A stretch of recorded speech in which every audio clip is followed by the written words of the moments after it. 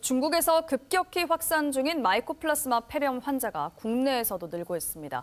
5살에서 9살 사이의 어린이가 잘 걸리고 또 항생제와 해열제가 잘 듣지 않는 호흡기 질환인데요. 독감에 이어서 마이코플라스마 폐렴까지 호흡기 질환에 대한 우려가 다시 커지고 있습니다. 고신대병원 옥철호 호흡기내과 교수와 이야기 나눠보겠습니다. 어서 오십시오. 안녕하십니까. 네, 교수님, 요즘에 마스크를 쓰는 환자들이 다시 늘고 있습니다. 네. 이게 독감이나 마이코플라스마 폐렴 환자가 계속해서 늘고 있는데 이게 계절 때문일까요? 아니면 다른 이유가 있습니까? 우선적으로 계절적으로도 지금 호흡기 감염이 취약한 면역이 떨어지는 시기이기도 하죠. 그렇지만 우리가 2년 내지 3년 동안 코로나 기간 동안에 방역이나 사회적 거리두기를 생활화했지 않습니까?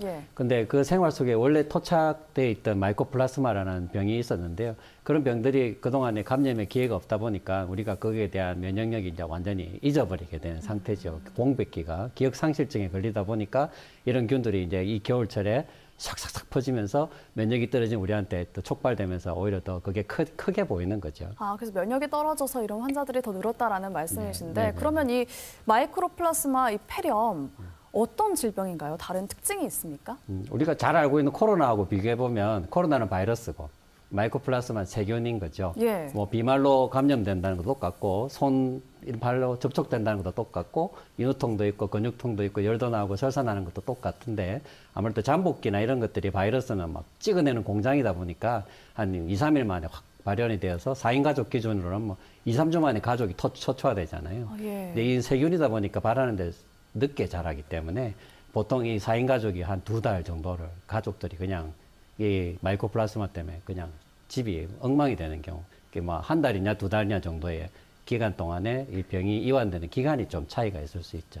지금 중국에서 상황이 심각하다고 하던데 중국에서 오는 질병인가요? 경로가 중국일까요?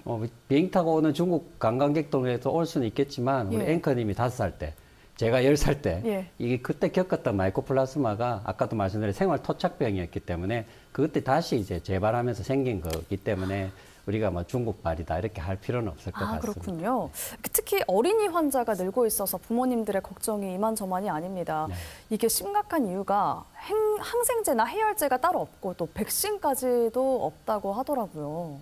코로나 같은 경우는 당장 어떻게 되니까 어떻게든지 RNA 백신이나 백신을 만들어내잖아요. 근데 이 마이코플라스마 같은 경우는 그 정도로 위중증이 없었기 때문에 상대적으로 백신에 만들 수 있는 필요가 없었던 거죠. 그리고 백신 약도 개발 필요가 없었군요. 워낙 잘 들었기 때문에. 그런데 최근에 이제 항생제 내성이 조금 생기기 시작하니까 경각심이 있는데 대부분은 다 항생제에 잘 듣고 특히 이제 몸이 취약하다든가 장애우 어린이라든지 그런 친구들한테는 항생제 내성이 문제가 될 수 있기 때문에 가까운 소아과 선생님이나 이비인후과 선생님 그리고 병원 선생님이랑 상담을 하면 그런 문제는 우려는 없어질 것으로 생각하고 그럼 약으로 있습니다. 충분히 치료가 될 수 있는 질병인 건가요? 그죠. 세균이기 때문에 이 세균에 잘 듣게 되고 그리고 또 그 세균이 잘 들었기 때문에 백신도 만들 이유도 없었던 거죠.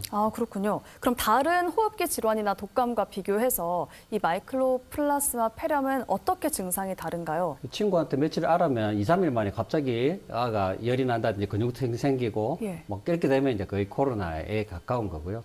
이제 친구한테 전염이 됐는데 한 일주일 있다가 서서히 목이 아프면서 엄마 내 목이 쉬었어 이렇게 나오면서 근육통도 생기고 그다음에 이게 마이코플라스마고 그게 이제 엄마한테도 일주일 있다가 아빠한테 일주일에 세면 이제 우리가 마이코플라스마를 하는데 결국 부모님이 결정할 부분보다는 가까운 병원의 소아과 선생님이나 이비인후과 선생님한테 물어서 하는 게 훨씬 더 나을 것 같습니다. 또 그냥 목이 아프고 목 소리가 잘 안 나는 거는 이렇게 독감과 크게 차이가 없을 것 같아서 일반인들은 쉽게 구분이 어려울 것 같아요. 그렇죠. 이완기가 마이코플라스마가 중이염이라든지 무릎이 아프다든지 폐렴이라든지 2차적인 부작용이 훨씬 많은 걸로 알려져 있죠.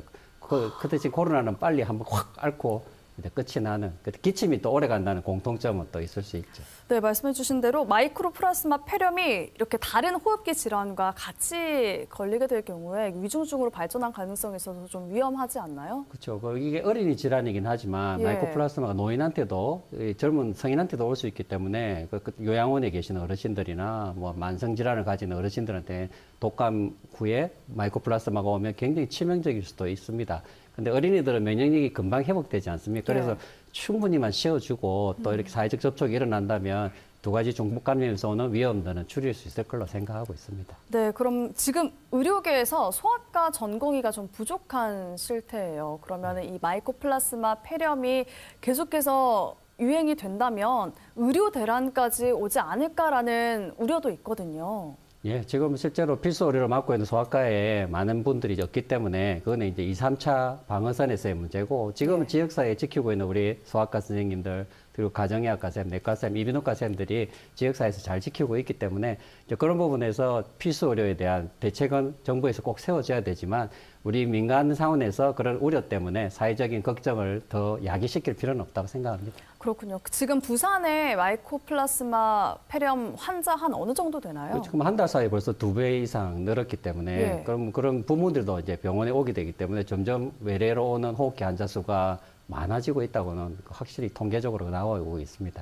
그럼 좀 예방을 할 수 있는 방법은 마스크를 착용하는 것뿐일까요? 즉 개인의 위생 건강이 최고고 우리 어린이가 먼저 알았다 하면 어린이가 충분히 쉴 수 있도록 집에서 배려를 하고 어린이가 전에 했던 손 씻기, 환기 이런 기본적인 사회적 거리두기나 위생 습관을 다시 코로나 때 학습 효과가 있지 않습니까? 우리는 다시 할 수 있을 겁니다. 중국처럼은 되지 않을 거라는 생각을 하고 있습니다. 면역력 관리가 가장 중요할 것 같아요. 맞습니다. 그러면은 그 겨울철에 면역력 관리는 어떻게 하는 게 가장 좋을까요? 애들한테 너무 집에 있기보다는 충분히 갔다 와서 뭐 개인 위생은 물론이겠지만 외출이나 산보라든지 해서 건강한 공기를 자주 쐬어주는 것도 음식도 잘 먹는 것도 비타민 섭취 이런 것도 굉장히 필요하다고 생각하고 있습니다. 많은 분들이 지금 많이 걱정하고 계실 텐데 보건당국은 아직까지는 그렇게 위험한 단계가 아니다라고 하고 있어요.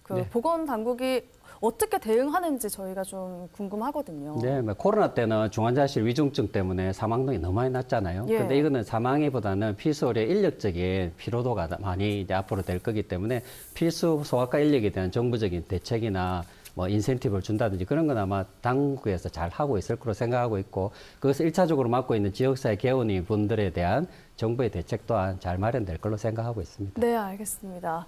잘 예방을 하고 또 면역력 관리를 잘해서 폐렴으로부터 좀 안전한 부산이 될 수 있었으면 좋겠네요. 네, 오늘 여기까지 하겠습니다. 고맙습니다. 감사합니다. 네, 지금까지 고신대병원 옥철호 호흡기내과 교수와 이야기 나눴습니다.